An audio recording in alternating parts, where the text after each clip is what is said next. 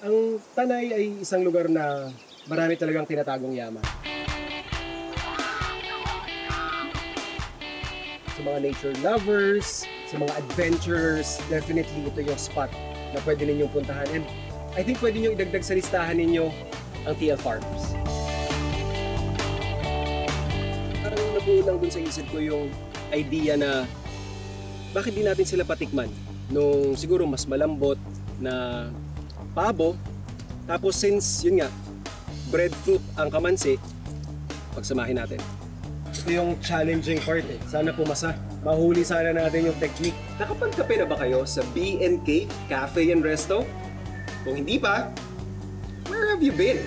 Ito, maangas, astig. At bumisita rin kami sa isang urban community farm kung saan napakaraming magagandang kwento ang aming narinig. At eto pa, endemic at native na mga species ng halaman ang kanilang mga tinatanim doon at pilit na pinararami. Ito po, ang pangalan po nito ay labog. Yan. Matikman nyo siya, medyo maasim yung lasa niya. Hindi siya medyo, sir.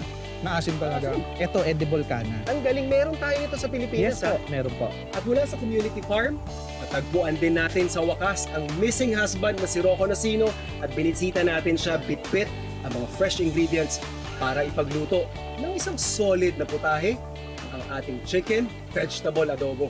Pwede ko ba nakawin yung recipe? Of course, pwede. Para matry ng baby. Okay, laban. Pag ganitong klase ng luto ng adobo, mas malakas yung kain ko. Siguro kung sa dry adobo, mga 2 kanin ako, dito 4.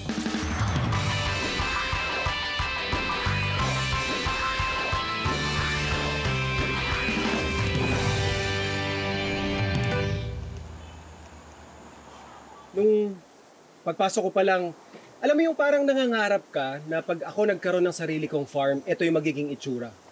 Yun yung naramdaman ko nung una ko siyang nakita. Bumuwad sa akin yung napakagandang kubo nila na napalilibutan ng mga gulay, bundok. Tapos pagpasok ko, yung agos ng tubig. Kompletong experience.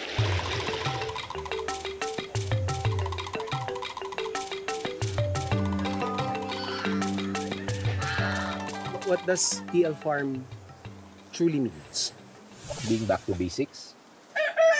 Lalo na dito sa place natin is totally off-grid. Totally off-grid, walang No signal. power, no signal. Totoo. Diba? Yeah. I think one of the good things brought about by the pandemic actually I totally agree. is this place. Opo. No? Were it not for the pandemic, probably hindi kami maligaw dito. No? But we're happy that, isa yun sa I'm grateful na nangyari sa pandemic, brought the family closer. And then this place. We found a new family sa community. Opo. No? And we are happy to share also yung blessings ng lugar sa ibang tao.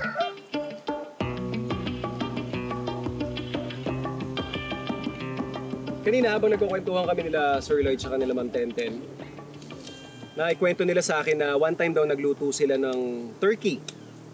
And then inabot daw ng 5 hours. And then nung tinikman nila, hindi sila masyado natuwa kasi maganit yung kinalabasan ng kanilang inihaw or nilitsyon na turkey. Tapos isang puno sila dito na nung pagkabili ng lote, may gustong ipaputol si Sir Lloyd. And then sabi ni Ma'am Tenten, wag, i-retain natin yan. Turns out, yun yung puno nung kamansi. So habang nagkukwentuhan kami, parang nabuo lang dun sa isip ko yung idea na bakit di natin sila patikman nung siguro mas malambot na pabo. Tapos since, yun nga, breadfruit ang kamansi, kadalasan kasi pag nagsastuff ka ng mga roasted turkey, may stuffing na ginagamit ay tinapay. So, pagsamahin natin. The first thing that I would need to do for this dish, syempre prepare natin yung stuffing. So ito yung ating kamansi. Typically, you would wanna parang grease yung kamay mo tsaka yung kutsilyo para hindi dumikit yung dagta kasi makapal yung dagta nito .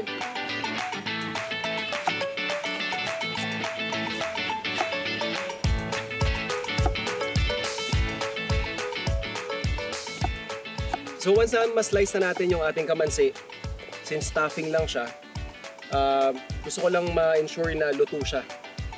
Uunahin natin siyang ipe-prepare. Okay. So yan yung ating kamansi. Lagyan lang natin ng gata.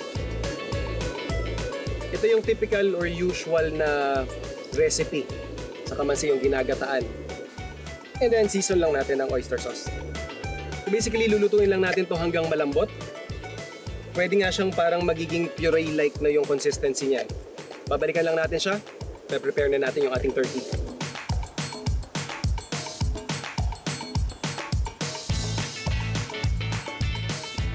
So ito, almost puree na yung ating kamansi.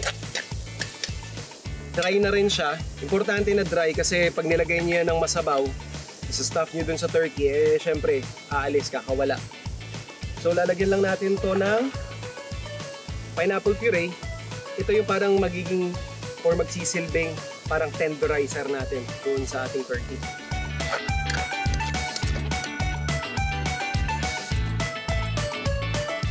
So ito yung ating turkey, yung ating pabo.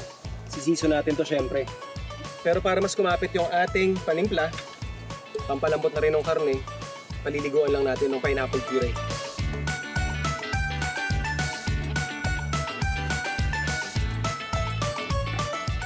Sisa lang natin ng salt.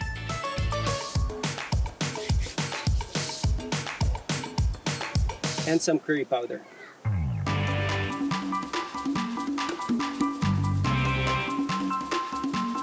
And then pwede na nating stuff.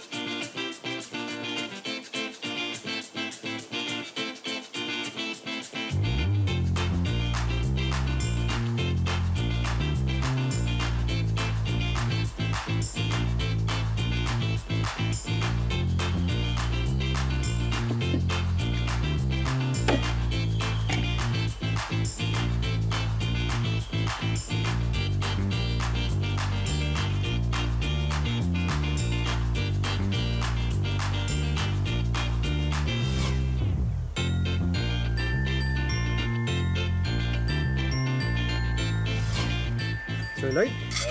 Ito yung challenging part eh. Sana pumasa. Mahuli sana natin yung technique. So, sir, yung breast. Salamat. Muna ako sa... Kamusta po yung stuffing? Sarap. Madalas ang kamansi sa amin yung ginatan lang. But this one may yung flavors na dinagdag mo sa pineapple. Pumasok yung flavor sa meat, it's worth the wait. Kamusta ba yung texture? Saktong lang ang lambot. Malambot, di ba? Mukhang iimbitahin na kita parati dito. Gusto ko yan, sir.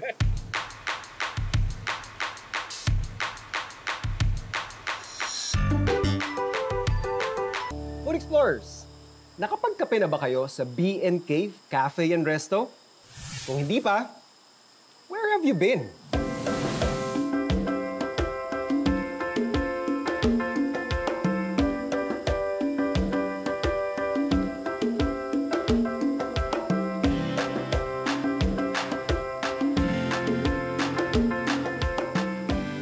Nalaman po namin na isa kayo dun sa mga pioneer Yes. na coffee shops. Yes. Anong year po kayo nag-start?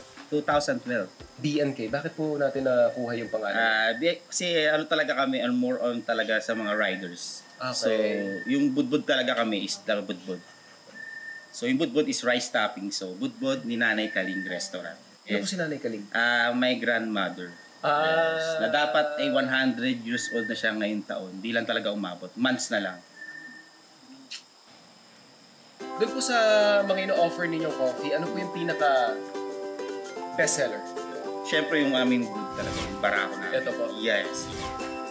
Naintindihan ko na kung bakit siya yung bestseller. Actually, malinis siya eh.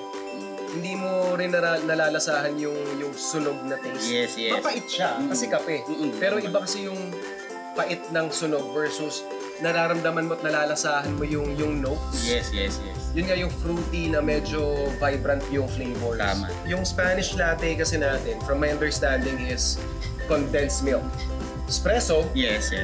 and fresh milk. Yes. Okay. Winner. Hindi ba? Ang gusto ko dito sa timpla ninyo, sir, is hindi sobrang tamis. Yun ang pinaano namin kasi nga... Hindi siya actually matamis. Nalalasahan ko pa rin yung kape despite na siya. mas marami ang gatas. Yes, yes, yes. Okay. So ito naman, sir. Hazel white chocolate. Yes. Alright. Ang gusto ko sa kanya, amoy na amoy mo yung hazelnut. Thank you. Aroma. Tapos white chocolate po. Yes, yes. Okay. Again, panalo sa akin. Kasi yun nga, hindi masakit sa bibig yung tamis niya. Ito naman po yung mocha. Okay. Ice naman po ito. Okay, so halo natin para makuha natin yung chocolate pa yung nasa ilalim, sir. Yes. Nice. Ang ganda lang ng balance ng bitterness from the chocolate at saka dun sa coffee. Nadidistinguish pa rin ng panlasa ko yung pait ng kape at saka yung pait ng tsokolate. Yes, yes. So, ito naman yung salted caramel. Uy, magandang tip to ha. Sabi na nabasa ko lang, sir. And ginagawa ko rin to pag medyo sobrang pait ng kape for you. Ang sabi nila is to add salt. Yes. Para somehow ma-minimize yung bitterness. So pag sinabi kasi natin caramel, ang unang papasok sa isip ko, mag-anticipate na ako, matamis to. Matamis to, pero tingnan natin. Again, what I like about yung ino-offer po ninyo is, pag sinabi pong salted caramel, nalalasahan kong salted caramel. Tama. Thank you. Na may kape. Yes. So far sa lahat po ng tinikman ko sa inyo, bravo. Thank you. Bravo. Thank you. Congratulations. Marami sa mga farms na nabisita natin ang nagsimula lang noong panahon ng pandemya. Pero alam niyo bang hindi lang mga individual na mamamayan ang nakakita ng halaga sa pagtatanim ng pagkain noong kasagsagan ng COVID? Ilang mga LGU rin kasi ang nagtayo rin ng mga community farms sa kanilang mga lugar para mahikayat ang mga tao na magtanim. Isa sa mga proyektong yan ang Sunnyvale Urban Community Farm sa Quezon City. Aakalain mo bang may ganito kalawak na taniman sa gitna mismo ng isa sa pinakamalaking lungsod sa Metro Manila? Itong Sunnyvale Community Model Farm po, nag-start ng November 2021. Pandemic. Yes po. Okay. Malaki-laki itong area na sakop po ninyo, ano? Yes po. Mga 1.2 hectares po yung laki ng farm. Okay. Doon sa vision po ni Mayor Joy na yung mga idle land sa Quezon City, i-convert sa production ng pagkain. Very nice. Ito pong property na to ay privately owned, hindi po pagmamayari ng city. Winave po ng city yung idle land tax niya para maingganyo yung mga private owners na ipagamit yung lupa nila sa food production.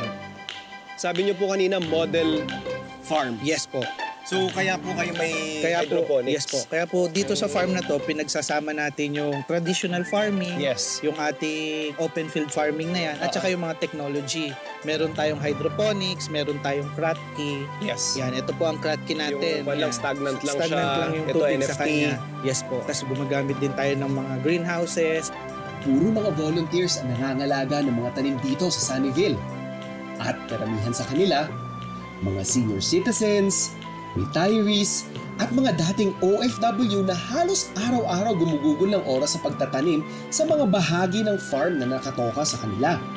At ang kita mula sa mga naani sa mga lupang pinangangalagaan nila, sa kanila na. Parang mga endemic species ang tinatanim natin. Tama ba? Tama ba yung Yes po. presyo na nakikita ko? Karamihan po dito sa tanim na to, yung mga endemic na halaman at saka mga lumang ingredients na nasa probinsya na binabalik po natin dito sa syudad. Ito po, ang pangalan po nito ay labog. Labog? Yes po. Ang ganda ng bulaklak, ha? Yes po. Ang kinakain po sa kanya, yung kanyang talbos, yung kanyang dahon. Ginagamit pong pang-asim at saka pantanggal po ng lansa sa isda. Ito po? Yes po. Yan, edible po yan. Yes po. Okay. Pang-asim. Yes po. Yan, matikman nyo Oo, siya, no? medyo maasim yung lasa niya. Hindi siya medyo, sir. Maasim talaga. Maasim. Tapos ito yung mga sinasabi nating nawawala na. Yes po. Ako bilang kusinero, sir, ngayon lang ako nakarinig nito. Yes po. Which is, pag-iisipin, no? I mean, very convenient naman. Marami nang mabibili sa tindahan na pampaasim. Pero ayun, no? Buhay na buhay. Yes po. Hindi siya yung maasim na mapapangiwi ka. Pero very vibrant nung pagka-asim niya. Ito, edible kana. Edible kana. Yes May po. hindi po ba edible na kana? Meron po. Ito po yung edible sa family nila. Yan. Okay, so mukha siyang gabi. Yes po. Mas malapit po sa bird of paradise yung kanyang Oo, dahon. actually, totoo. Yan. Actually, ito, seedling pa lang, pero para po makita natin kung ano yung edible part sa kanya. Ito pong part na to. Yan. Pwede siyang substitute sa potato. Nagawa siyang parang French fries. Opo. Yan. So, sa unang itsura, mukha siyang luya. Yes po. Ang galing, meron tayo nito sa Pilipinas, Yes ha? po. Meron po. Grabe. Nakakapanghinayang na hindi natin siya pinakikinabangan Mas masyado. gusto ano? kasi siya ng community as ornamental plant. Kasi maganda yung dahon niya. Okay. Yan. Pero hindi Hindi nila natin alam, napapansin na- edible siya. Pwede ko ba tikman yung Yes one? po. Very pleasant to the palate. Magandang substitute nga ito for potatoes, sweet potatoes, even rice. Isa sa halaman na pinakasikat dito sa farm, itong Thai basil. Basil, oh. Yan ay sangig sa Tagalog. Yan ang Sangig po? sangig sa Tagalog. Yan ang paborito ng mga pumapasyal dito. Kasi kung tayong mga dito sa Metro Manila, sanay tayo sa pasta, sa sabaw sa kanya. Sa probinsya, ang gamit sa kanya, panlinis ng laman loob. Ito naman, sir, very interesting. May strawberry kayo sa farm. Yes po. Isa kasi siya dun sa gustong-gustong itanim ng mga urban farmers natin. Pero ang connotation, pagka strawberry, mahirap palakihin, mahirap alagaan. Sensitive sila. Pero ito po, galing po ng Benguet State University, binigay po sa Quezon City LGU. Mga heat-resistant variety po yan. Tapos ang ginagawa na po namin, dito na ang propagation, katulad po ng mga seedlings na yan. Tapos libre na namin pinapamigay sa lahat ng gustong pumunta. Bukod sa mga very interesting na mga local crops, kasama rin sa mga tinatanim nila sa Sunnyvale ang ilang mga gulay na sikat sa ibang bansa. Gaya ng choysam o mas kilala bilang flowering pechay.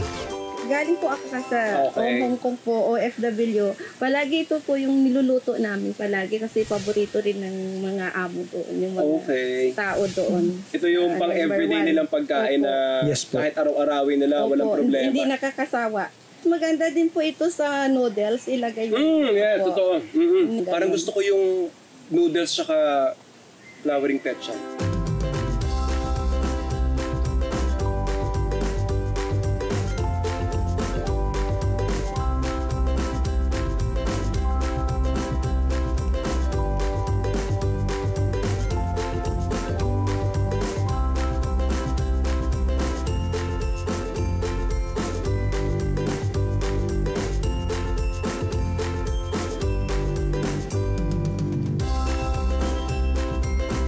Dahil nanakam ako sa choysam noodles ni ma'am, napaluto tayo ng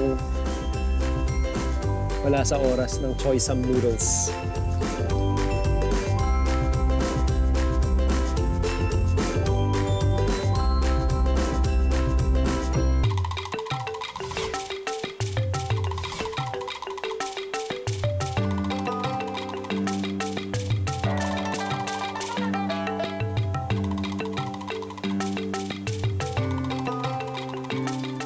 Ayan ma'am, na-miss nyo ba to? Yes. Alam mo sir, pag umuwi yung kapatid ko, ito pa salubong sa akin. Ito lang request ko. Gulay na to.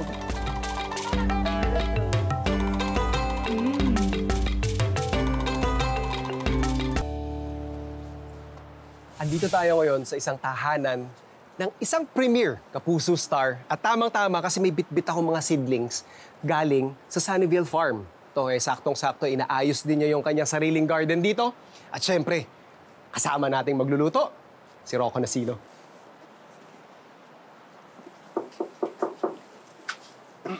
Uy, ganda ng pinto ah. Brother, magandang araw, nagbabalik. Napadalaw. Siyempre.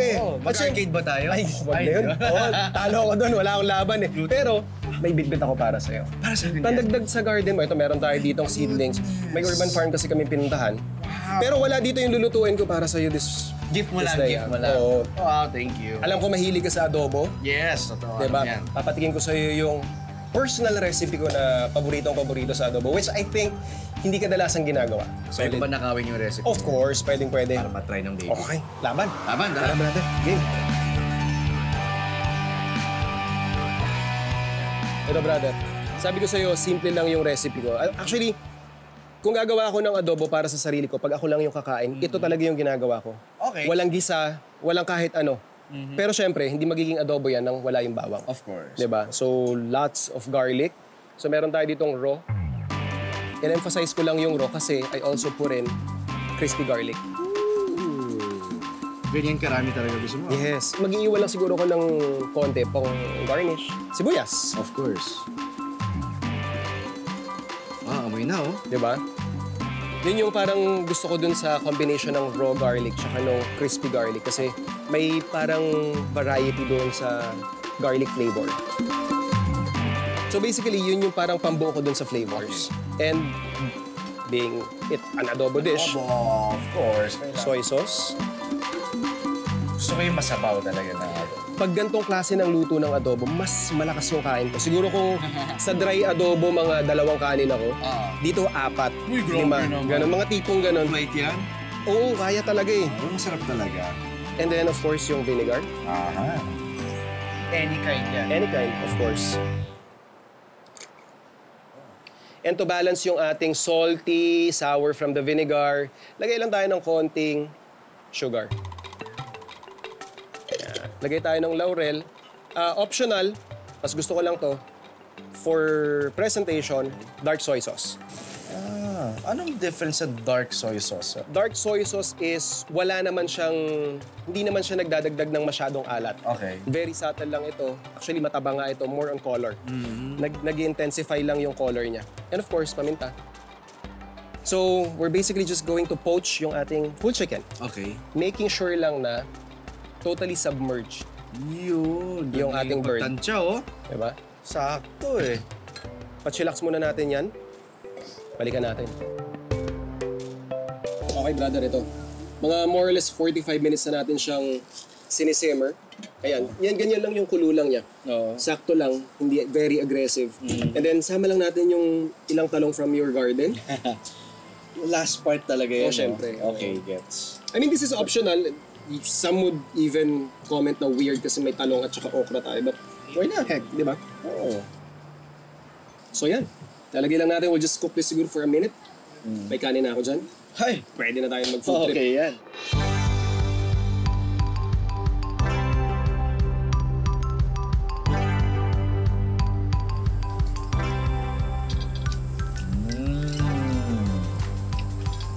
So this is, I mean, tinge of everything. Yeah.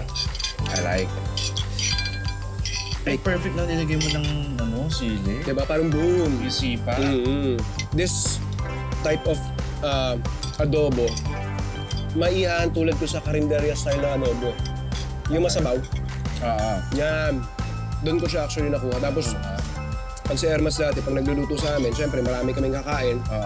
Kailangan masabaw yung adobo. So yan yung talagang kinalakihan ko.